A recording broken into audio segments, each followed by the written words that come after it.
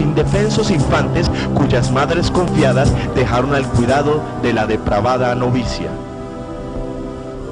En otra parte de los Estados Unidos, dentro de los centenares de casos en este país, no ha sido muy oculto para la prensa y la opinión general el caso de la Arquidiócesis de Boston, la cual deberá pagar hasta 30 millones de dólares por concepto de indemnización de 86 personas que fueron víctimas de abuso sexual por parte de un sacerdote católico. Su nombre es John J. Johan. Es interesante que este, como muchísimos curas más, tienen el oficio de manosear infantes, ya que se dedican más a esto que a hacer lo que les corresponde. Patrick McSorley, de 27 años, fue una de sus víctimas al tener solo 12 años y hasta ahora no logra recuperarse de tal incidente.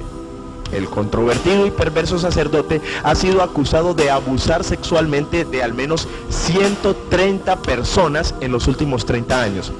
Resulta claro que después de destaparse su caso, se han dado cuenta en los Estados Unidos de otros innumerables casos que causan gran preocupación en toda la sociedad, tanto que el mismo presidente de los Estados Unidos, al visitar el Vaticano, expresó al pontífice su preocupación por los estados sexuales que han manchado a la Iglesia en los últimos años.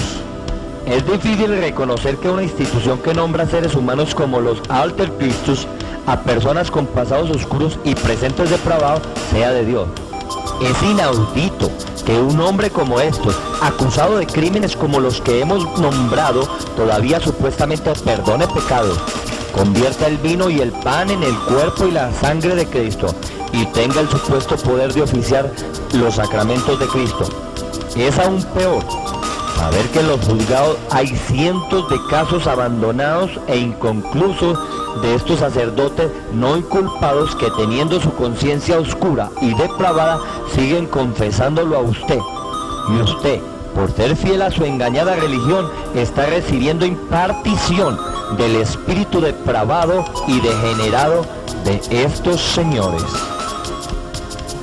Podríamos mencionar más casos como el de este aviso que dice: el padre de mi hija es un cura, donde hay evidencias claras de un romance entre una joven que no confesó por intimidación del cura, pero que ahora le cuesta millones de pesos a su arquidiócesis, ya que, escuche muy bien, es su limosna, su ofrenda y sus aportes los que pagan las desviaciones de estos mal llamados sacerdotes.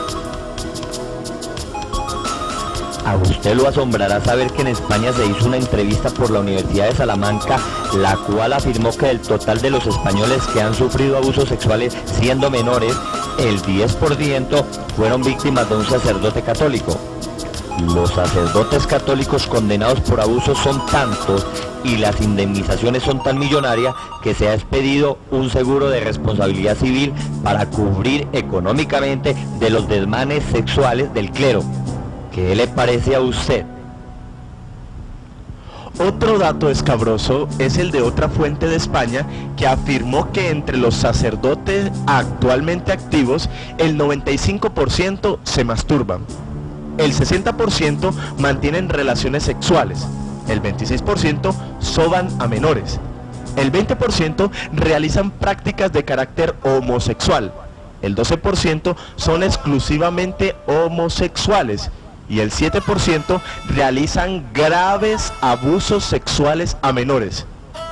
La pregunta es, ¿sigue usted creyendo que estos sacerdotes son los vicarios y los mediadores de Cristo para el mundo?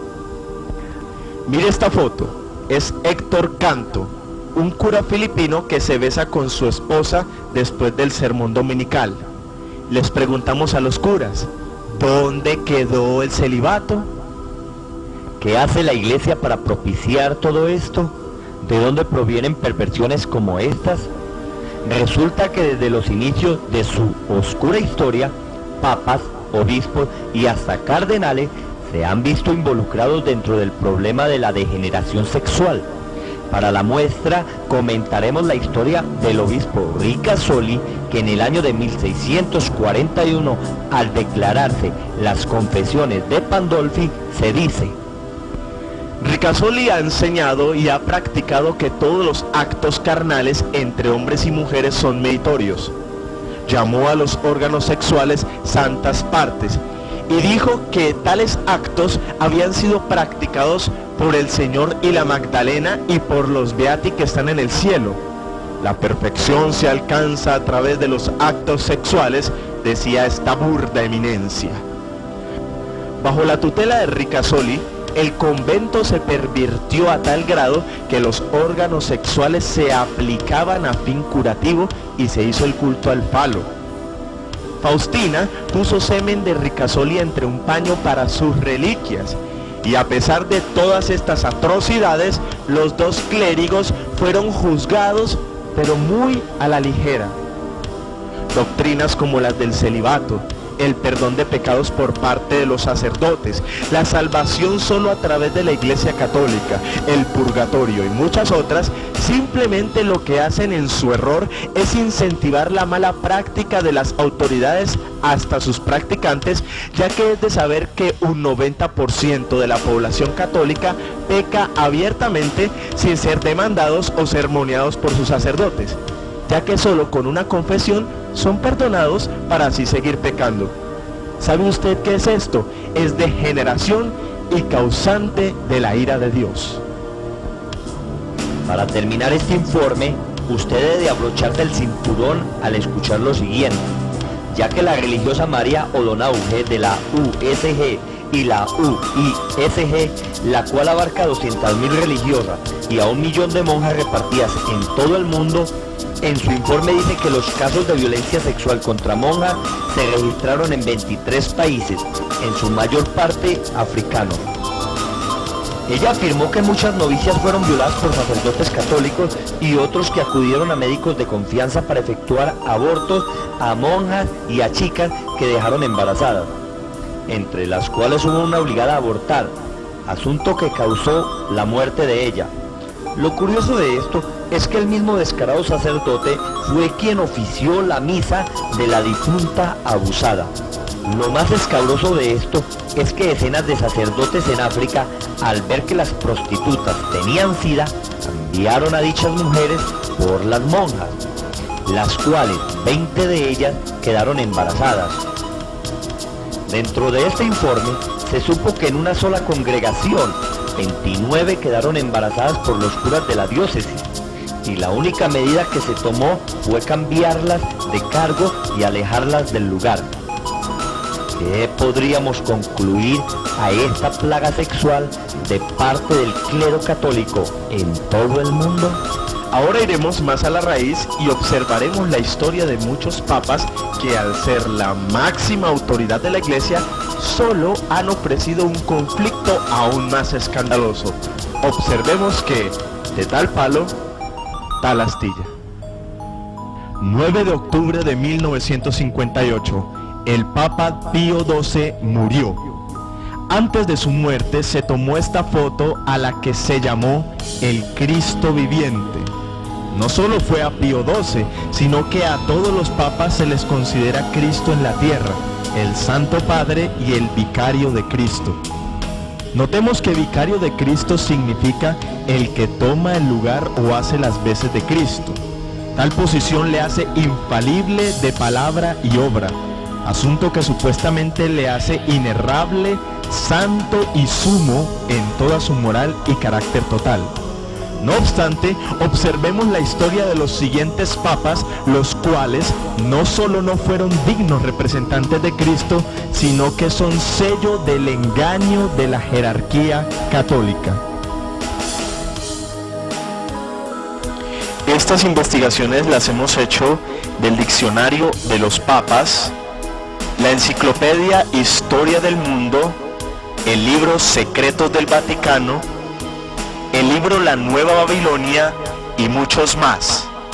Al indagarlos, descubrimos que muchos historiadores de la Iglesia Católica encubren mucha de la real historia que estas biografías traen, pero algunos otros historiadores más imparciales muestran y reflejan la cruda realidad de las biografías de estos papas que contaremos.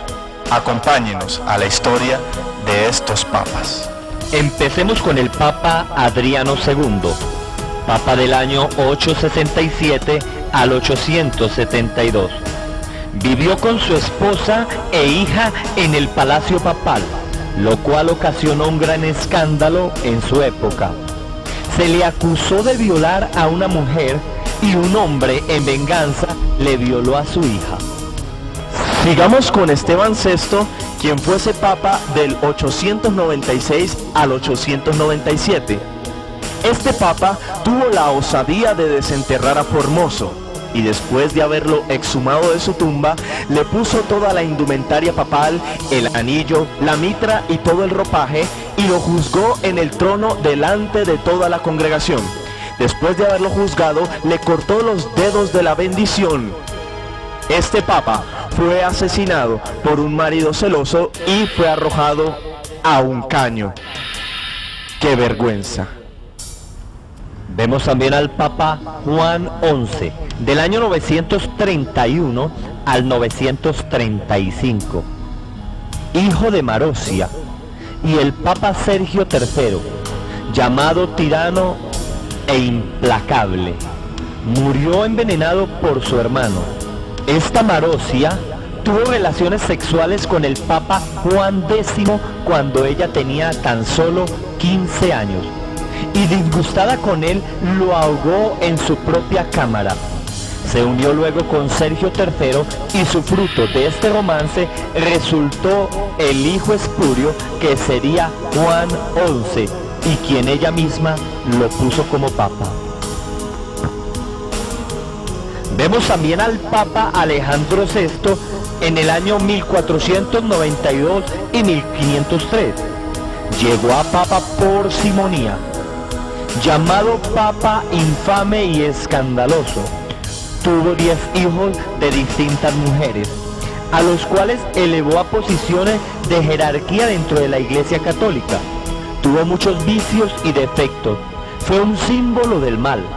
Algunos historiadores dicen que por sus degeneraciones más adelante se produjo la Reforma. Algunos lo llamaron el Papa Satánico. Observe, por ejemplo, la tumba del Papa Lorenzo de Médicis. ¿Qué le proyecta a usted esta tumba? Mire las posiciones de esta mujer y este hombre desnudo. La dinastía de los Médicis fue marcada por el embuste, la herejía y la seducción. Seducción erótica que refleja este mal llamado Santo Sepulcro. Mire ahora la del Papa Giuliano de Médicis. ¿Permitiría usted que su madre o su padre fuesen enterrados en medio de 2 imágenes obscenas como estas? ¿No le parece esto morboso y escandaloso?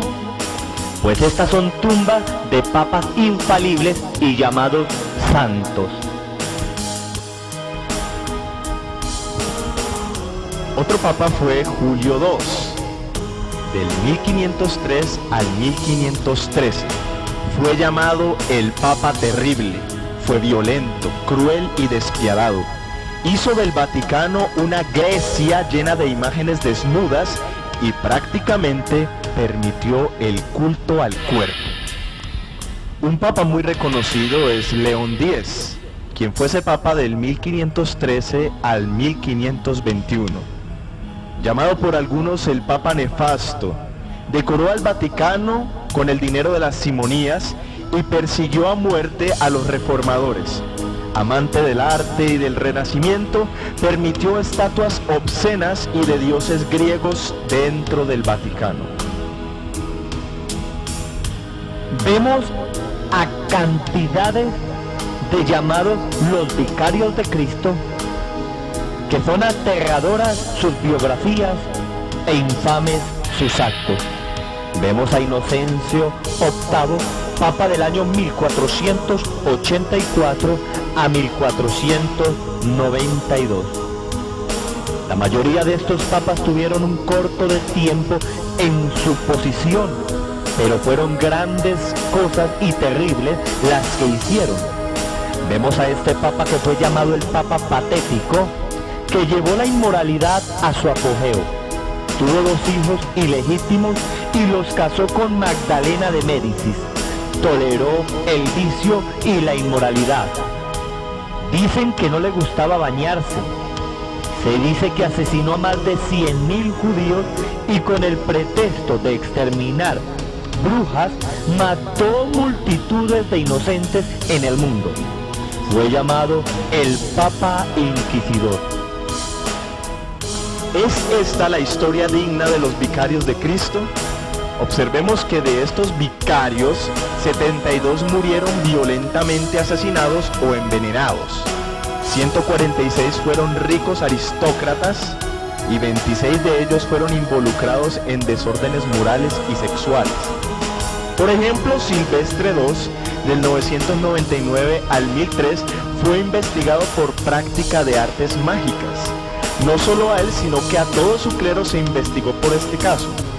Se dice que levantaba hogueras invocando espíritus malignos, tanto que al Papa Inocencio IV le dio terror leer sus memorias, temiendo que de pronto una de estas invocaciones le hicieran efecto a él. Vemos en la Biblia que Jesucristo dijo en Mateo capítulo 24, versículo 5, porque vendrán muchos en mi nombre, diciendo, yo soy el Cristo, y a muchos engañarán. Amados, podemos ver bien claro que la profecía se hace realidad. No son los sacerdotes budistas, ni los mahometanos, ni los Hare Krishnas los que se hacen llamar los Cristos. Cristo dijo que vendrían muchos diciendo, he aquí el Cristo, y profetizó que estos no serían sino engañadores. Los papas son los únicos que se hacen llamar los Cristos aquí en la tierra, y no son sino el reflejo del engaño católico.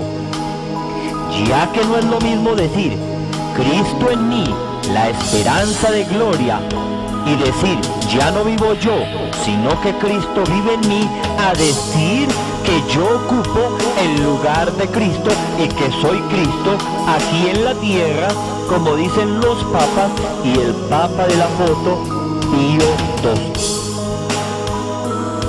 Es triste ver que la historia y el presente de los ministros católicos esté tan manchada por tan funestos escándalos carnales.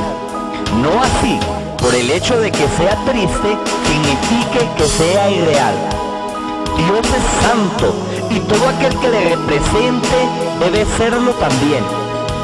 Pero ante tan burda realidad, podemos recalcar que, bajo esta evidencia, la Iglesia Católica y sus dirigentes están muy lejos de Dios. Siendo esto tan claro y evidente, avancemos a nuestra quinta evidencia. Evidencia número 5. Su verdadero origen. Imágenes paganas, dinero derrochado, infiltración del paganismo dentro de la iglesia, escándalos sexuales y muchas atrocidades hemos visto hasta ahora. Todo esto tiene una raíz. Por esto, en nuestra quinta evidencia abordaremos la real historia de la Iglesia Católica. Veremos sus inicios. ¿Fue realmente Cristo su fundador? ¿Fue Pedro el primer papa como lo afirma la Iglesia Católica? También veremos, a la luz de la historia, cómo la Iglesia cristiana se mezcló con el paganismo romano, dando como resultado la Iglesia Católica, Apostólica y Romana. Todas estas pruebas y muchas más veremos con el fin de que sus ojos sean abiertos. Sin más preámbulos, por favor, acompáñenos a nuestra quinta evidencia. Durante muchos años nos han engañado diciéndonos que el fundador de la Iglesia Católica es Jesucristo, pero esto es totalmente falso. Les hago una pregunta. ¿En qué se parece la Iglesia Católica a la Iglesia de Jesucristo y sus apóstoles? Cuando Jesucristo no dejó ni sotana, ni celibato, ni culto a las imágenes, ni incienso, ni medallitas, ni rosarios, ni veladoras, ni agua bendita, ni procesiones, ni catedrales, ni rosarios, ni coronas como las tienen los papas. En el primer siglo, la verdadera iglesia de Jesucristo fue perseguida por muchos emperadores romanos como Nerón, Diocleciano y Calígula. Los cristianos eran quemados, crucificados y torturados hasta que apareció Constantino, emperador romano, que en una lucha contra Magencio experimentó una visión de una cruz egipcia y un mensaje que decía: por este signo vencerás. Esta visión no significa que realmente hubiera provenido del Dios de los cielos, pero de aquí sí nació la veneración y la adoración a la cruz. ¿Se acuerdan ustedes de esta oración? Oh Santa Cruz de Jesucristo, y finalizaba pidiéndole a la cruz de Jesucristo. Pues los cristianos somos adoradores de Jesucristo y no de la cruz de Jesucristo. De aquí aparecieron los crucianos. Luego de esto, Constantino mandó a poner cruces en sus escudos de sus soldados y ganó la batalla, consolidándose así como supremo emperador. En el año 312, después de Jesucristo, Constantino hizo un edicto en el cual le decía a los cristianos que salieran de sus escondites, porque los cristianos eran perseguidos, y les dijo: cristianos, salgan, que yo me convierto al cristianismo. Lo que hizo Constantino fue unir el paganismo y la religión pagana con el cristianismo, y de ahí nació el término Iglesia Católica, Apostólica y Romana, término que Jesucristo nunca utilizó y tampoco aparece en la Sagrada Biblia. Constantino, fundador de la Iglesia Católica, nunca se convirtió, ya que él siguió adorando al sol por toda su vida. Nunca se sometió a autoridades cristianas. No se bautizó sino hasta el último minuto de su vida, ya casi muerto.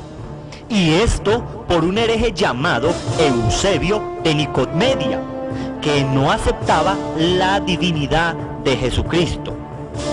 Siguió tolerando el culto a los ídolos y era adorado como Dios al ser emperador. Al hacer de la iglesia la religión imperial, Constantino pervirtió, adulteró la iglesia original fundada por nuestro Señor Jesucristo, mezclándola con el paganismo romano. Cambió la persuasión por la imposición. Empezó a matar y a perseguir a los que no se hacían católicos. Le mezcló la mitología romana y griega, a tal punto que se domesticaron los dioses romanos y les pusieron nombres bíblicos como: al dios Sol se le cambió el nombre por el del Señor Jesucristo. El 24 de diciembre se celebraba la fiesta del nacimiento del dios Baal y la cambiaron por la fiesta del nacimiento de Jesucristo, del niño Jesús. Y esto es falso, ya que Jesús nació entre el mes de mayo y abril, según la Biblia en su calendario hebreo. A la diosa Isis lo único que le quitaron fue su nombre y le pusieron el nombre de María. O sea, dejaron las estatuas y los ídolos de su mitología griega y lo único que hicieron fue cambiarle nombres por nombres de la cristiandad.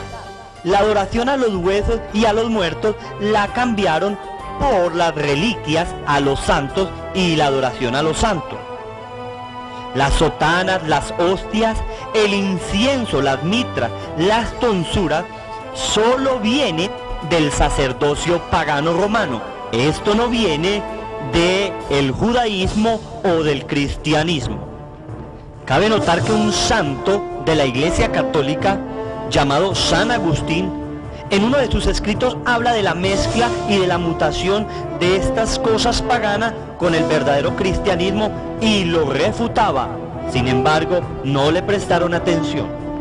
También se sabe que a la persona se le hacía repetir un credo y ya era aceptada como católica, sin mostrar cambio de vida ni frutos dignos de arrepentimiento. Hay algo muy interesante y es la utilización del latín como idioma oficial de la Iglesia Católica. Varias letras del latín tienen un valor numérico. Por ejemplo, la I tiene el valor de 1, la B y la U tienen el valor de 5, la X tienen el valor de 10, la L de 50, la C de 100 y la D de 500. Sumando todo esto da como resultado 666, el número de la bestia de Apocalipsis. El nombre de vicario o el título de Vicarius Filii Dei es el título que reciben los papas.